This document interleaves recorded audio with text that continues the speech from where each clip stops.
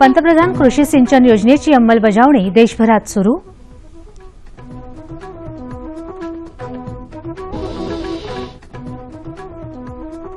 उसाला एफआरपीनुसार दर न देणाऱ्या साखर कारखान्यांवर कडक कारवाई करण्याचा मुख्यमंत्र्यांचा इशारा.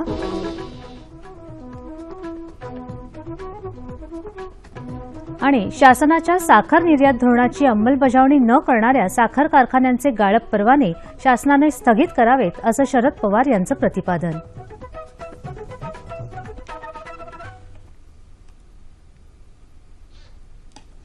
नमस्कार. कृषी वार्ता या बातमीपत्रात निर्देशही त्यांनी दिले. 15 तारखेपूर्वी गाळप हंगाम सुरू करणाऱ्यांना दंडात्मक कारवाई केली जाईल, असंही मुख्यमंत्र्यांनी यावेळी सांगितलं. साखर निर्यातीबाबत केंद्र सरकारनं घेतलेल्या निर्णयाची अंमलबजावणी करण्याची सक्ती साखर कारखानदारांवर करावी, अन्यथा त्यांचे गाळप परवाने स्थगित करण्याची भूमिका शासनाने घ्यावी, असं प्रतिपादन माजी केंद्रीय कृषी मंत्री शरद पवार यांनी केलं आहे. ते मुंबईत झालेल्या राज्य सहकारी साखर कारखाना संघाच्या वार्षिक सभेत बोलत होते.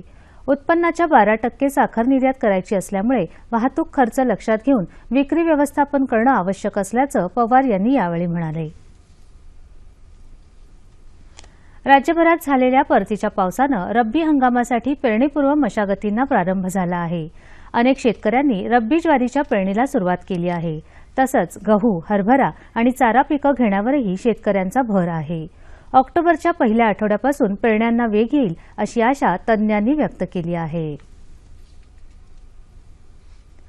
सोलापूर कृषी उत्पन्न बाजार समितीमध्ये बुधवारी संध्याकाळी 100 ट्रक कांद्याची आवक झाल्यानं कांद्याचे दर काही अंशी उतरले आहेत.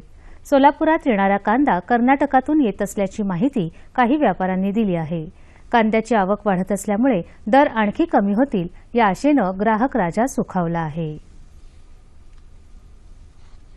दुष्काळावर मात करण्यासाठी महात्मा गांधी राष्ट्रीय ग्रामीण रोजगार हमी योजनेअंतर्गत फलोत्पादन कामाला प्राधान्य द्यावं, असे निर्देश ग्रामविकास आणि रोजगार हमी योजना मंत्री पंकजा मुंडे यांनी दिले आहेत. या योजनेअंतर्गत जलसंधारण, जलसंवर्धन, शेततळी, फलोत्पादन आदी 40 प्रकारची कामं करता येतात. फलोत्पादन कार्यक्रमांद्वारे 25 प्रकारे फळबाग लागवड करता येते, असं त्या म्हणाल्या. फलोत्पादनाला चालना देण्यासाठी सध्याच्या कार्यप्रणालीत सुधारणा करून 15 दिवसांची उपस्थिती नोंदणी करण्याची पद्धत स्वीकारण्याची तयारी मुंडे यांनी व्यक्त केली आहे. आता पाहुयात कृषीविषयक सल्ला.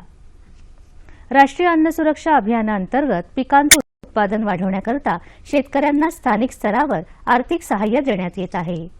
हे सहाय्य नोंदणीकृत शेतकरी गट आणि वैयक्तिक शेतकऱ्यांना देय आहे. या अभियानाअंतर्गत भात, गहू आणि कडधान्याच्या साठवणीसाठी कमाल 250 मेट्रिक टन क्षमतेचं गोदाम बांधण्याकरता प्रत्यक्ष खर्चाच्या 50% किंवा 12.5 लाख रुपये यापैकी जे कमी असेल ते अनुदान देय आहे. लाभार्थ्याने नाबार्डांच्या सूचनानुसार बँकेकडे प्रकल्प सादर करावा. बँकेने कर्ज मंजूर केल्यानंतर संबंधित लाभार्थी अनुदानास पात्र राहील, असं कृषी विभागानं कळवलं आहे. पाहुयात बाजारभाव.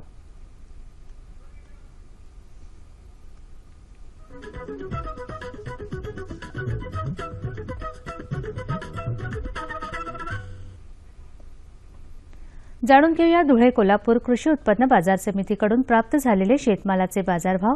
हे भाव शेतीमालाच्या उत्पादकांसाठी आहेत. निराळा उल्लेख नसल्यास हे भाव प्रति क्विंटल आहेत. बाजरी कमाल दर 1550, किमान दर 1226, तूर 6900, 6900, हरभरा 8300, 6930,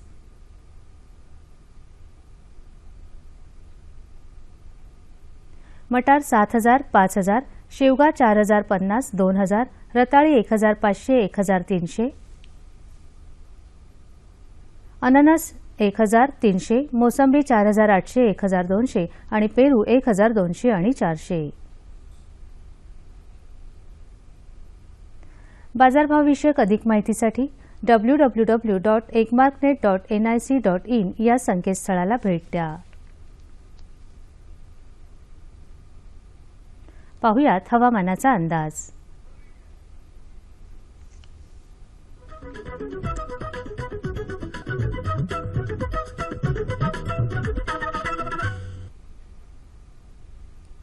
येत्या 2 दिवसात दक्षिण कोकण आणि दक्षिण मध्य महाराष्ट्रातल्या तुरळक ठिकाणी मेघगर्जनेसह पाऊस पडेल।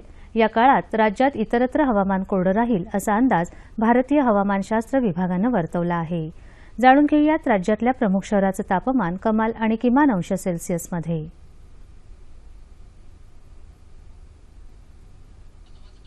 मुंबई कमाल 31, किमान 26, पुणे 31 आणि 19, औरंगाबाद 32 आणि 21, नागपूर 34 आणि 22, सोलापूर 36 आणि 25 आणि नाशिक 29 आणि 19।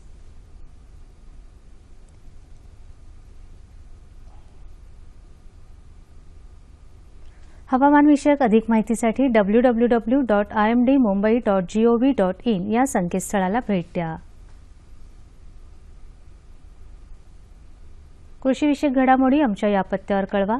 निर्माता कृषी वार्ता, दूरदर्शन केंद्र वरळी, मुंबई 400030। आमचा ईमेल आयडी krishivarta.ddk.mumbai@gmail.com। याचबरोबर आजच्या कृषी वार्ता येथेच संपल्या। पुन्हा भेटूया पुढील कृषी वार्तामध्ये। तोपर्यंत नमस्कार।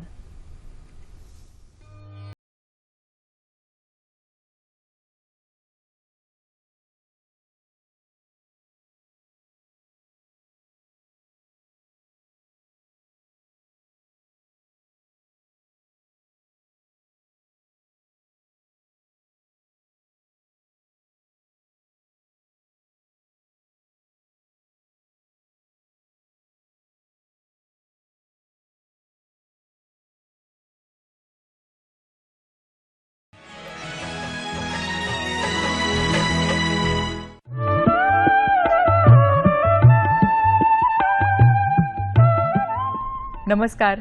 कृषी दर्शन या कार्यक्रमामध्ये आपणा सगळ्यांचं मनपूर्वक स्वागत।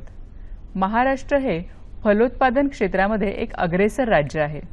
आपल्याकडे बरीचशी जमीन ही फळ लागवडीखाली आहे आणि महाराष्ट्रातली बरीचशी फळं ही फक्त इतर राज्यात नाही तर परदेशातही निर्यात केली जातात।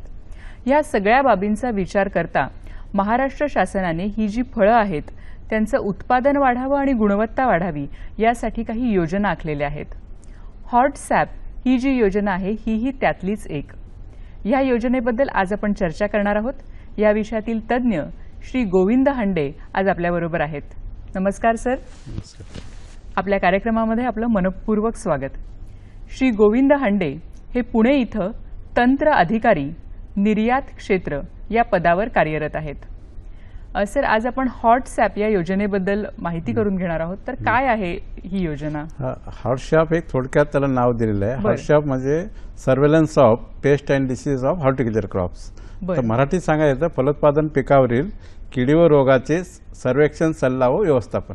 बरं, मग ही जी योजना आहे ही कशी राबवली जाते? म्हणजे आता ही योजना साधारणतः 2011 पासून राज्यामध्ये राबवली जाते। त्यामागची पार्श्वभूमी जर पाहिली आपण तर राज्यामध्ये फलोत्पादन पिकाचं क्षेत्र खूप वाढत चाललंय। जवळपास 18 लाख हेक्टर क्षेत्र आहे। बरं, त्यातही काही पिकं आहेत की ज्याच्यामध्ये आंबा आहे, नंतर केळी आहे, डाळिंब आहे आणि संत्रा, मोसंबी आणि चिकू ह्या पिकाचं क्षेत्रही वाढत चाललेलं आहे आणि शेतकरी आता दर्जेदार उत्पादनाकडे वळतो आहे। बरोबर। आणि त्याचबरोबर त्याचं निर्यातही वाढत चाललेलं आहे। तर त्या अनुषंगाने त्या पिकावरच्या किडी व रोगाचं प्राथमिक अवस्थेमध्ये निदान करून सल्ला देऊन त्याचं गुणवत्ता वाढवणे या दृष्टिकोनातून या योजनेची अंमलबजावणी करण्यासाठी राज्य शासनाने निर्णय घेतला। बरोबर आहे।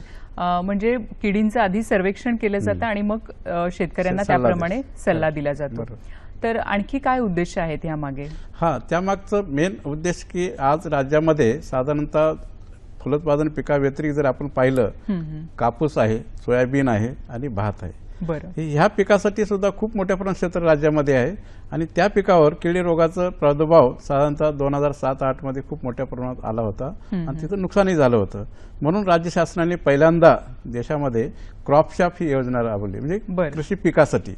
आणि त्याचं रिझल्ट आज या 7-8 वर्षामध्ये एकही असं आउटब्रेक कुठल्या पेस्टचा झालेला नाही, कारण आपण वेळीच नियोजन करतो। म्हणजे कुठल्याही किडी जास्त प्रमाणात झालेला नाही, झालं तरी आपण त्याला वेळीच लोकांमध्ये अवेअरनेस करून ते नियंत्रित केले। मग त्याच अनुषंगाने त्याच धर्तीवर आपण राज्यामध्ये पहिल्यांदा देशामध्ये फलोत्पादन पिकासाठी क्रॉप शॉप, हॉट शॉप ही योजना चालू केलेली आहे। बरोबर, म्हणजे देशामध्ये महाराष्ट्र राज्य हे पहिलं आहे की ज्यांनी ही योजना फलोत्पादन पिकामध्ये। आणि ती राष्ट्रीय कृषी विकास योजना या अंतर्गत ही योजना आपण मंजूर करून घेतली आहे. आता राष्ट्रीय कृषी विकास योजनामध्ये की प्रत्येक राज्याला अधिकार आहेत की आपल्या गरजेनुसार योजना बनवायची. हां. त्या संधीचा फायदा घेऊन महाराष्ट्र शासनाने ही योजना तयार केली आणि त्याचं यशस्वीपणे आता हे 4थं वर्ष आहे, यावर्षी राबवतो. बरं बरं. मग ह्याच्यामध्ये शेतकऱ्यांचा सहभाग हा देखील खूप महत्वाचा आहे. हां. तर काय म्हणजे कारण नक्की कसं कसं ही केलं योजना जातं? शेतकऱ्यासाठीच केलेली आहे. गुणवत्ता ही शेतकऱ्याच्या शेतातच तयार होते हो. आणि मग ती गुणवत्ता टिकून ठेवणे, उत्पादकता वाढवणे आणि त्याचबरोबर आज जर पाहिलं आपण आपल्या देशातून आंबा निर्यात होतो, डाळिंब निर्यात होतो, द्राक्ष निर्यात होते, ही मेजर पिकं निर्यात होतात. पण निर्यात होत असताना ज्या आपल्याला जे अडचणी यायला लागल्या आहेत आयातदार देशाच्या, त्या प्रमुख काय आहे त्यांची मागणी की त्यांना उत्पादन करत असताना त्या पिकावर कुठल्याही किडीचा रोगाचा प्रादुर्भाव नको आहे, असं लेखी हमी त्यांना पाहिजे. बरोबर आहे. दुसरं आहे की ते कीड रोग मुक्त पाहिजे. हं. मग आता हे करण्यासाठी ऑलरेडी ही या योजनेचा सुद्धा उद्देश तोच आहे.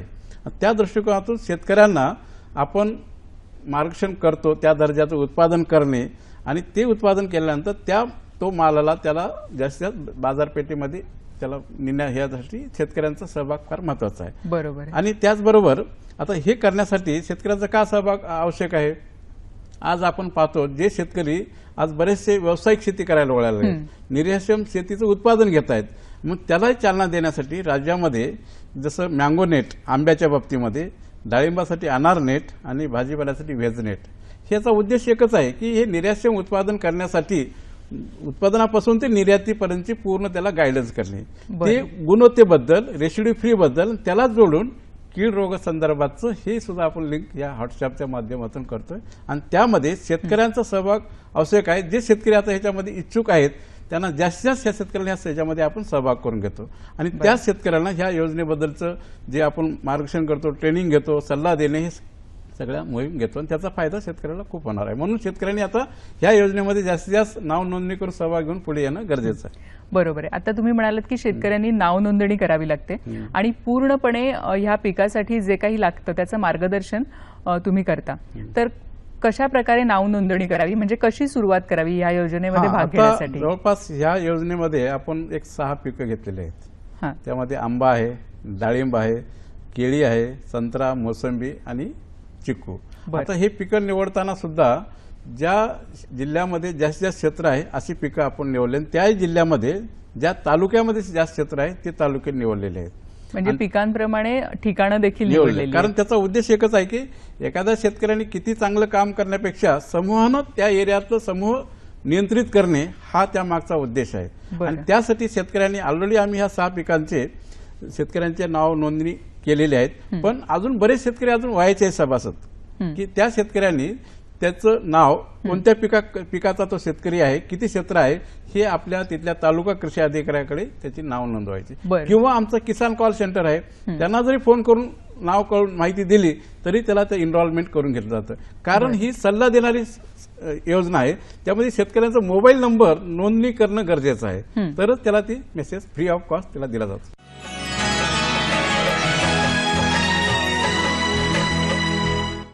पण मला असं सांगा की आता कुठल्या कुठल्या जिल्ह्यांमध्ये ही योजना राबवली? साधारणतः आपण जिल्ह्यात 500 हेक्टरपेक्षा जास्त क्षेत्र आहे असे जिल्हे आपण निवडले आहेत. त्यामध्ये 23 जिल्ह्यामध्ये ही योजना राबवतो. बरं. आणि त्या 23 जिल्ह्यामध्ये पुन्हा प्रत्येक जिल्ह्यामध्ये ज्या तालुक्यामध्ये क्षेत्र जास्त आहे असे तालुक्याची निवड केलेली आहे आणि ते तालुके कॉन्सन्ट्रेट केलेले आहेत. त्या तालुक्यातलेच त्या तालुक्याचा त्या विभागाचा जो उपविभागीय कृषी अधिकारी आहे त्यांना आपण ह्या योजनेअंतर्गत नोडल ऑफिसर म्हणून डिक्लेअर केलेलं आहे. आणि तो नोडल ऑफिसर त्यांच्या कार्यक्षेत्रातील शेतकऱ्यांची निवड करणे, त्या यादी अपडेट करणे आणि त्याच्याच राहून ऑनलाईनद्वारे SMS द्वारे त्याला सल्ला देण्याची कार्यवाही आपण करतो. बरं. आता तुम्ही म्हणालात की शेतकऱ्यांची निवड करणे म्हणजे त्यांची जी बाग आहे, फळबाग आहे, ती बघून ह्याची निवड केली जाते? नाही, बघून नाही, त्यांनी नोंदणी करायची. नोंदणी केल्यानंतर मग ह्या योजनेअंतर्गत ह्याचं जे काम करायचं आहे त्यासाठी आपण कंत्राटी पद्धतीने कीड सर्वेक्षक दरवर्षी नेमतो. बरं. BSc अग्री किंवा डिप्लोमा धारक जे आहे आणि त्यांची निवड करून त्याच्या कार्यक्षेत्राप्रमाणे त्या सर्वेक्षणाची आपण नियुक्त करतो. इव्हन डाटा ऑपरेटरची निवड करतो. आणि याही वर्षी आपण ही योजना आता केंद्र शासनाने याला मान्यता दिलेली आहे 2 वर्षासाठी, 2015, 16, 17 साठी. आणि ही जुलै 15 पासून ही योजना चालू होते. आणि त्यासाठी हे निवडलेल्या कीड सर्वेक्षक मार्फत त्या एरियातल्या जे शेतकरी आहेत, क्षेत्र आहे, त्यामध्ये काही फिक्स प्लॉटची निवड करणे, काही रँडम पद्धतीने करणे आणि त्याचं सर्वेक्षण करून त्या सर्वेक्षणाच्या आधारे ती माहिती, ही सर्व माहिती वेब बेस्ड चालते. अच्छा. राष्ट्रीय कृषी एकात्मिक कीड व्यवस्थापन जे NCIPM म्हणतो आपण दिल्लीला, त्यांच्या वेबसाईटवर या प्रकारचे हार्डशॉपची पूर्णतः नियंत्रण केलं जातं. बरं, म्हणजे शेतकऱ्यांनी एकदा नोंदणी केली की त्यांच्या ज्या फळबागा आहे त्याचं संरक्षण केलं जातं अधिकाऱ्यांकडून बरोबर. आणि ते सर्वेक्षण केल्यानंतर त्यांना जो काही सल्ला लागणार आहे तो मोफत शेतकऱ्यांना मिळतो. बरोबर. सर, अंमलबजावणी कशी होते या आता कार्यक्रमाची? ह्यामध्ये सर्व स्टेक होल्डर आपण एकत्रित आणलेले आहेत. त्याच्यामध्ये NCIPM मगाशी तुम्हाला सांगितलं, राष्ट्रीय एकात्मिक कीड व्यवस्थापन केंद्र, ICRच्या अंतर्गत दिल्लीला त्याचं मेन ऑफिस आहे. त्याच्या अंतर्गत बाकी जे आपले, आता मगाशी मी तुम्हाला सांगितले 6 पिकं, प्रत्येक पिकाचे राष्ट्रीय कृषी संशोधन केंद्र आहेत. जसं डाळिंबासाठी राष्ट्रीय डाळिंब संशोधन केंद्र सोलापूरला आहे आणि तिरुचीला केळीचं संशोधन केंद्र आहे, नागपूरला संत्रा आणि मोसंबीचं आहे. आणि त्याचबरोबर काही प्रादेशिक संशोधन केंद्र आहेत, जसं जळगावला केळीचं आहे, वेंगुर्ल्याला आंब्याचं आहे आणि चिकूचं पालघरला आहे. ह्या संस्थेचे जे पदाधिकारी आहेत ते आणि कृषी विद्यापीठातील शास्त्रज्ञ, कृषी विभाग या सर्वांना एकत्रित आणून आणि निवडलेले शेतकरी यांच्या मार्फत ही जे काही सर्वेक्षण करून जी माहिती तयार होते किडीची, रोगाची, त्याचं अनालिसिस केलं जातं आणि कृषी विद्यापीठाच्या शास्त्रज्ञामार्फत त्या माहितीच्या अधिकाराप्रमाणे माहितीनुसार शेतकऱ्यांना काय सल्ला द्यायचं ह्याचा मेसेज तयार केला जातो.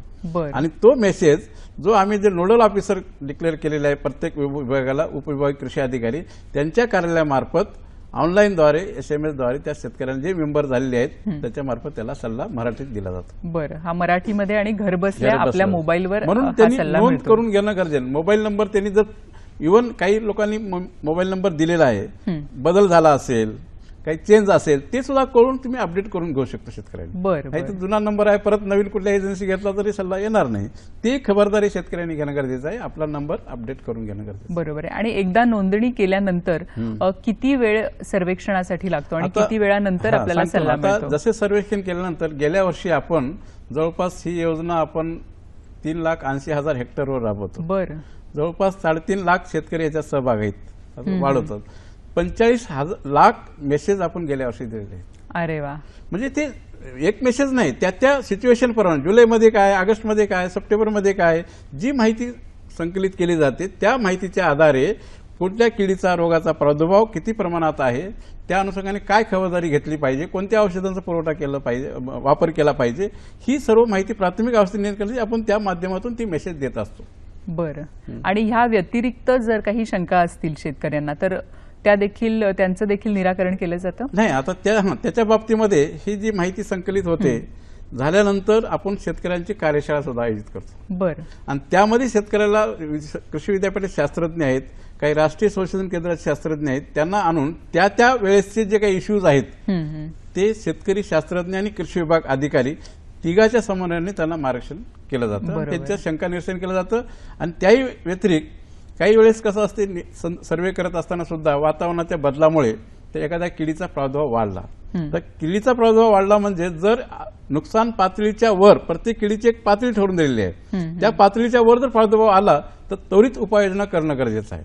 मग त्यासाठी शासनाने काय केलेलं आहे की 50% अनुदानावर ज्या भागामध्ये ह्या प्रादुर्भाव आढळून आले आहेत त्या भागामध्ये आपण 50% अनुदान शेतकऱ्यांना औषधाचा पुरवठा करतो. ही इमिडिएटली त्यांनी ते कंट्रोल मेजरचं काम करावं. आणि त्याचबरोबर ज्या भागात आढळून आलेलं आहे इतर भागात सुद्धा हा प्रादुर्भाव येऊ शकतो, त्यासाठी खबरदारी म्हणून सर्वांना मेसेजद्वारे कळवत असतं. बरं बरं बरं. म्हणजे सगळ्यांनी मिळून जर काम केलं तर मला वाटतं की ह्या योजनेचं फलित आपल्याला दिसून येईल. आता 2 ते 3 वर्षापासून ही योजना चालू झालेली आहे, तर आज काय तुम्हाला दिसून येतं, काय फरक दिसतो? आता ह्याच्यामध्ये मेन हे उद्देश काय होता की प्रिव्हेंटिव्ह कंट्रोल करणे. आणि त्याचमुळं आपण आज जरी वातावरण एवढ्या मोठ्या प्रमाणात बदलत असेल तरी प्राथमिक अवस्थेमध्ये निदान करून शेतकऱ्याला जनजागृतीचं मोहीम खूप राबवतो. त्याच्यामध्ये वर्तमानपत्रामधून आहे, दूरदर्शनमधून आहे, आकाशवाणी केंद्रावरून आहे, आणि काही वेळेस आपण जम्बो झेरॉक्स एक मोठं मार्गदर्शनचे कागदपत्र तयार करून प्रत्येक गावामध्ये लावतो, लोकांना माहिती व्हावी या दृष्टिकोनातून.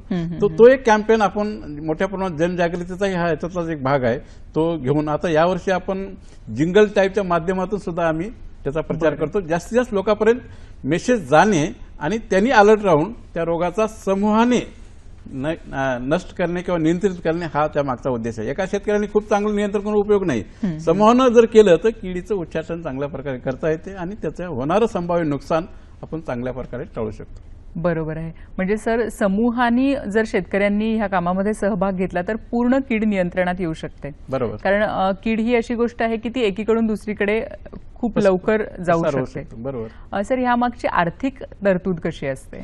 आता ही जी योजना आपण केलेली आहे, मगाशी मी तुम्हाला सांगितल्याप्रमाणे राष्ट्रीय कृषी विकास योजना ही केंद्र शासनाची योजना आहे. त्या योजनेअंतर्गत प्रत्येक राज्याला आपल्या गरजेनुसार योजना तयार करण्याचे अधिकार दिले बरं. आणि त्याला मान्यता आपण केंद्र शासन घेत असतो.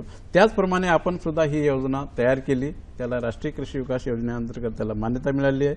आणि आता पूर्वी आपण 3 वर्षापर्यंत ही योजना होती, आता या वर्षी पुढे 2 वर्षासाठी सुद्धा आता नुकतंच त्याला मान्यता मिळाली आहे 2015-16, 16-17साठी.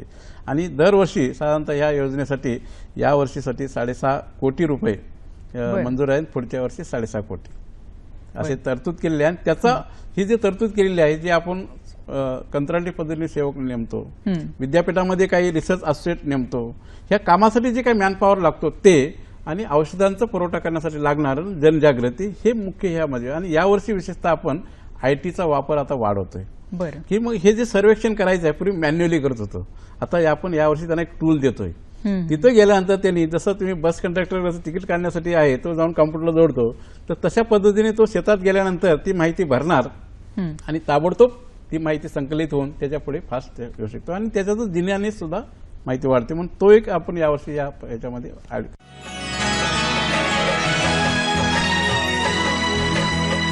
सर, आता तुम्ही आर्थिक तरतुदीबद्दल सांगितलं, पण आता समजा शेतकऱ्यांनी त्याच्यामध्ये नोंदणी केली तर ती नोंदणी ही किती दिवसापर्यंत असते? म्हणजे किती दिवसापर्यंत, किती काळापर्यंत त्याला अशा प्रकारचे मेसेजेस नाही? मिळत राहतात? आता ही नोंदणी हे वन टाइम आहे. बरं. जर त्यांनी केली असेल तर परत करायची गरज नाही. बरं. जर त्यात काही बदल असेल, नंबरमध्ये चेंज वगैरे ते करणे, आणि जर केला नसेल तरी ताबडतोब त्याच्या कोणत्या पिकासाठी चालला पाहिजे, मगाशी मी सांगितल्याप्रमाणे 6 पिकं, आणि त्यांनी त्याचा मोबाईल नंबर त्या आणि त्याची माहिती जर अधिकाऱ्यांना दिली तर ती अपडेट करण्याचं काम चालू आहे, त्याप्रमाणे केलं जातं. दुसरं ह्याच्यातलं मेन उद्देश शेतकऱ्यासाठी फायद्याचा आहे की एवढं चांगलं उत्पादन करतोय की आज एक्सपोर्टसाठी एक पोटेन्शियल महाराष्ट्र पुढे झाला. तुम्ही जर विचार केला निर्यातीमध्ये एकूण देशाच्या फळ पिकामध्ये 65% महाराष्ट्रातून एक्सपोर्ट होतं. बरं. हे पोटेन्शियल आहे. आता हे पोटेन्शियल शेतकऱ्यांनी तयार केलेलं आहे, त्याला साथ शासनाने दिलेली आहे, पण ते टिकून ठेवणे आणि तो वाढ करणे. जसं द्राक्षामध्ये जर एक पीक न्याय जर घेतलं तर 90% महाराष्ट्रातून द्राक्ष देशाच्या, आंब्यामध्ये 65%, डाळिंबामध्ये 60%, केळीमध्ये 65%, म्हणजे अशा चांगल्या दर्जाचं उत्पादन व्हायला लागलंय. परंतु या बदलत्या वातावरणामुळे जर एखादा रोगाचा प्रादुर्भाव आला तर पूर्ण त्याची वर्षाची मेहनत वाया जाऊ नये या दृष्टिकोनातून प्राथमिक अवस्थेमध्ये निदान करण्याच्या दृष्टिकोनातून ती सर्वे करणे आणि त्याला गाईड करून नियंत्रणात रोगाचा प्रसार किडीचा होऊ नये या दृष्टिकोनातून ही मोहीम. आणि त्यामध्ये या सगळ्या स्टेक होल्डरची मदत घेतलेली आहे. हे सांघिक काम आहे. म्हणजे कृषी विद्यापीठाचे शास्त्रज्ञ आहेत, कृषी विभागातले अधिकारी आहेत आणि काही राष्ट्रीय संशोधन संस्था आहेत असे ICRच्या ते, आणि ह्या सगळ्यांचं एक्सपर्टाईज घेऊन कृषी विभाग, फलोत्पादन विभाग हा त्याचं पूर्णतः मॉनिटरिंग करून इम्प्लिमेंट करतो. बरोबर आहे. म्हणजे गुणवत्ता आणि उत्पादन हे दोन्ही वाढवण्याचं आपण काम करतोय. पण त्याच्या पुढची जी स्टेज आहे ती म्हणजे की बाजार उपलब्ध करणं किंवा विशेषतः जी फळं निर्यात होतात तर त्यांच्यासाठी बऱ्याचदा असं होतं की मध्ये अनेक लोक असतात आणि त्यांच्या मार्फत ती फळं जी असतात ती निर्यात केली जातात. पण समजा जर एखाद्या शेतकऱ्याला वाटलं की मला डायरेक्ट निर्यात करायचंय, मला जे मधले जे दलाल आहेत त्यांचं कमिशन द्यायचं नाहीये, तर त्यासाठी काय करणार? त्यासाठी आपल्याकडे कृषी विभागामध्ये स्वतंत्र निर्यात कक्ष स्थापन केलेले आहे. बरं. आणि त्याच्या अंतर्गत निर्यातक्षम फळ पिकाचं उत्पादन करणे आणि निर्यातीसाठी लागणाऱ्या दर्जाचं उत्पादन करण्यासाठी आपण काही पिकासाठी एक सिस्टीम तयार केलेली आहे. जसं आंब्याच्या बाबतीमध्ये मँगो नेट, डाळिंबाच्या बाबतीत अनार नेट, आणि आता नुकतंच सुरू करतोय भाजीपाल्यासाठी व्हेज नेट, आणि द्राक्षामध्ये ऑलरेडी चालूच आहे त्याला ग्रेप नेट म्हणतो. याचा उद्देश काय, जे शेतकरी निर्यातक्षम उत्पादन करू शकतात त्यांना आयडेंटिफाय करणे, त्याची नोंदणी करणे आणि त्यांना पूर्ण निर्यातक्षम दराचे उत्पादन करण्यासाठी गाईड करणे आणि त्यामध्ये विशेषतः आज जर पाहिले या फळ पिकाच्या बाबतीमध्ये मेजर आपला एक्सपोर्ट युरोपियन देशांना होतो आणि त्यांची मागणी काय आहे की त्या पिकामध्ये कीटकनाशकाचा अंश मर्यादित असला पाहिजे. अच्छा. मग त्या अनुषंगाने आणि दुसरं कीड रोग मुक्त असलं पाहिजे. तर तशा पद्धतीने आज जास्तीत जास्त शेतकऱ्यांनी ह्या सिस्टीममध्ये रजिस्ट्रेशन करणं गरजेचं आहे. हॉटशॉपमध्ये तो सल्ल्यासाठी आला पण उत्पादनासाठी सुद्धा त्या सिस्टीममध्ये जसं आता द्राक्षामध्ये सप्टेंबर ते नोव्हेंबरच्या कालावधीमध्ये आपण त्यांचं रजिस्ट्रेशन करून घेतो. आंब्यामध्ये साधारणतः नोव्हेंबरपासून ते डिसेंबरपर्यंत करतो. डाळिंबामध्ये पूर्ण वर्षभर आपण चालू ठेवले आहे आणि आता भाजीपाल्यासाठी करतोय. तर त्या पिकाच्या शेतकऱ्यांनी आमचा जो तिथला तालुका कृषी अधिकारी आहे यांच्याशी संपर्क साधला तर त्याची नोंदणी करून घेता येते. आता दुसरा प्रश्न तुम्ही मगाशी मांडला की तो स्वतः निर्यात करू शकतो का नाही. आता तो निर्यात उत्पादन केला, उत्पादन केल्यानंतर आता तो कोणातरी मार्फत एक्सपोर्ट करतो पण स्वतःही आज शेतकरी सुद्धा निर्यात करू शकतो. बरं. तर निर्यातीसाठी आता माहिती उपलब्ध झाली, पूर्वी माहिती होत नव्हती. आज जो निर्यात करणारा निर्यातदार आहे त्याला शेतीची माहिती नाही पण व्यवसायाची माहिती आहे, ट्रेडची माहिती आहे. आता ती ट्रेडची माहिती आपण आता जे शेतकऱ्यांची मुलं आहेत, एज्युकेटेड आहेत त्यांना आम्ही ह्या निर्यात कक्षामार्फत गाईड करतो. बरं. मग डॉक्युमेंट काय काढणे, निर्यात आयातदार कसे शोधणे, हे सगळे लॉजिस्टिकचं काम कसं करायचं आणि त्याला लागणारं निर्यातीसाठी जे महत्वाचं आहे की ह्या हॉटशॉपच्या योजनेअंतर्गत कीड रोगाच्या संदर्भातची माहिती ही सांगड घालून आपण जास्तीत जास्त या आपला माल कसा निर्यात होईल या दृष्टिकोनातून आपण नियोजन करतो. खरं तर सर अतिशय सोपी गोष्ट आहे नोंदणी करणं. मंडळी, फलोत्पादनाच्या क्षेत्रामध्ये चांगली गुणवत्ता मिळावी, चांगलं उत्पादन मिळावं म्हणून शासनाची ही योजना कार्यरत आहेच पण गरज आहे ती आपल्या सहभागाची. सर, आज आपण इथे आलात आणि खूप छान माहिती आमच्या सर्व दर्शकांना दिलीत, शेतकऱ्यांना दिलीत. दूरदर्शनच्या सह्याद्री वाहिनीतर्फे मी आपली मनपूर्वक आभारी आहे. धन्यवाद. पण आपला आभारी आहे कृषी विभागाच्या मार्फत दूरदर्शनचे. थँक्यू.